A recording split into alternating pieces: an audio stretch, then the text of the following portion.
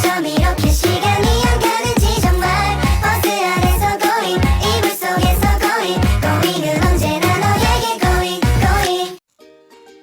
Tujuan kebijakan moneter. Kebijakan moneter merupakan salah satu kebijakan ekonomi makro yang diterapkan sejalan dengan siklus kegiatan ekonomi. Kegiatan moneter menurut Miskin 2004 adalah semua upaya atau tindakan bank sentral dalam mempengaruhi perkembangan variabel moneter seperti uang beredar, suku bunga, kredit, dan nilai tukar agar tercapai tujuan ekonomi tertentu. Kebijakan moneter ini merupakan bagian dari kebijakan ekonomi makro yang memiliki beberapa tujuan yang mencapai sasaran-sasaran kebijakan makroekonomi antaranya yaitu pertumbuhan ekonomi, penyediaan lapangan kerja, stabilitas harga, dan keseimbangan neraca pembayaran. Tujuan utama kebijakan moneter adalah mencapai stabilitas makroekonomi, yaitu sebagai berikut. Yang pertama, stabilitas harga, yaitu memastikan tingkat inflasi yang rendah dan stabil sehingga nilai mata uang tetap dapat dipertahankan. Yang kedua, pertumbuhan ekonomi, yaitu mengupayakan kondisi moneter yang mendukung pertumbuhan ekonomi yang seimbang dan berkelanjutan. Yang ketiga, pengangguran, yaitu berkontribusi pada penciptaan lapangan kerja dengan menciptakan kondisi yang mendukung pertumbuhan sektor-sektor ekonomi. Yang keempat, stabilitas keuangan, yaitu mencegah krisis keuangan dan menjaga stabilitas sistem keuangan nasional. Yang kelima, keseimbangan neraca pembayaran, yaitu memperhatikan stabilitas nilai tukar dan mengendalikan tekanan pada neraca pembayaran. Yang selanjutnya yaitu relevansi kebijakan moneter. Relevansi kebijakan moneter ini terletak dalam kemampuannya untuk merespon perubahan kondisi ekonomi. Saat terjadi resesi, bank sentral ini dapat menurunkan suku bunga untuk merangsang investasi dan konsumsi. Sebaliknya, saat inflasi meningkat, mereka dapat menaikkan suku bunga untuk mengendalikan pertumbuhan harga.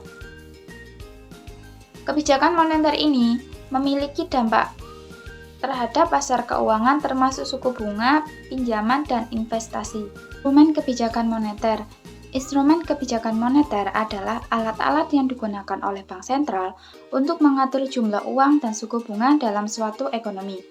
Instrumen tersebut yaitu pertama, suku bunga, yaitu bank sentral dapat mengubah tingkat suku bunga untuk mempengaruhi tingkat pinjaman dan investasi.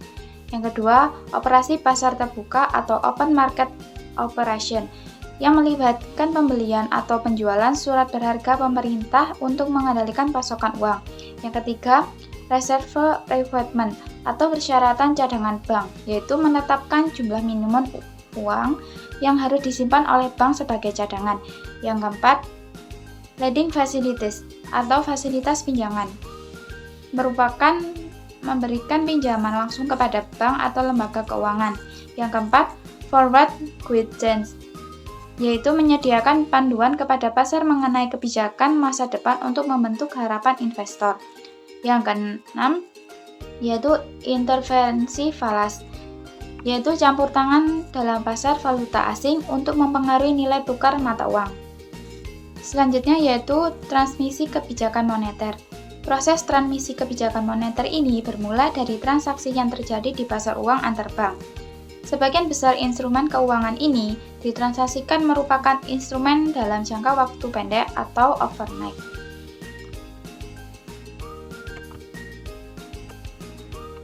Transmisi kebijakan moneter ini mengacu pada mekanisme bagaimana perubahan dalam kebijakan moneter seperti perubahan suku bunga oleh bank sentral mempengaruhi aktivitas ekonomi.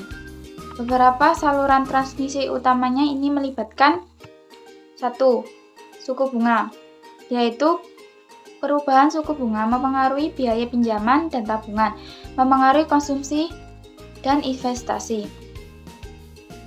Suku bunga ini yang lebih rendah dapat merangsang belanja dan investasi. Yang kedua, nilai tukar. Intervensi falas oleh bank sentral dapat mempengaruhi nilai tukar mata uang, mempengaruhi daya saing ekspor dan impor. Yang ketiga, yaitu harga aset atau asset prices, yaitu kenaikan suku bunga dapat mempengaruhi harga saham dan properti. Perubahan ini dapat mempengaruhi kekayaan dan kepercayaan konsumen. Yang keempat, kredit dan likuiditas, yaitu perubahan suku bunga dapat mempengaruhi ketersediaan kredit dan likuiditas di pasar keuangan. Yang kelima, efek kepercayaan dan harapan, yaitu kebijakan moneter ini dapat mempengaruhi ekspektasi pelaku ekonomi seperti harapan inflasi atau pertumbuhan ekonomi. Yang terakhir, pertukaran informasi, yaitu bank sentral ini menggunakan komunikasi dan panduan kebijakan forward guidance untuk mempengaruhi ekspektasi pasar. Selanjutnya yaitu efektivitas kebijakan moneter. Efektivitas kebijakan moneter ini dapat bervariasi, tergantung pada kondisi ekonomi, tingkat suku bunga, dan respon pelaku ekonomi. Beberapa faktor efektivitas yaitu 1. Tingkat suku bunga awal, yaitu efektivitas kebijakan moneter dapat tergantung pada tingkat suku bunga awal. Ketika suku bunga sudah rendah, pengaruh perubahan tambahan mungkin menjadi terbatas. Yang kedua, elastisitas kredit, yaitu jika pasar keuangan kurang responsif terhadap perubahan suku bunga, efektivitas kebijakan moneter dapat berkurang. Yang ketiga, kehandalan transmisi mekanisme, yaitu keterlambatan atau ketidakpastian dalam transmisi kebijakan moneter melalui saluran-saluran tertentu dapat mempengaruhi efektivitasnya. Yang keempat, faktor eksternal, yaitu faktor-faktor seperti gejolak pasar global, perang dagang, atau perubahan kondisi ekonomi global dapat membatasi efektivitas kebijakan moneter domestik. Yang kelima, harapan pelaku ekonomi, yaitu efektivitas kebijakan moneter ini berkaitan dengan bagaimana pelaku ekonomi itu merespon dan menafsirkan tindakan bank sentral. Yang keenam, kondisi ekonomi umum, yaitu saat ekonomi dalam kondisi resesi atau pertumbuhan lambat, kebijakan moneter ini cenderung lebih efektif dalam merangsang aktivitas ekonomi. Penting diingat bahwa kebijakan moneter ini tidak selalu memiliki efek instan dan dampaknya dapat berkembang seiring berjalannya waktu.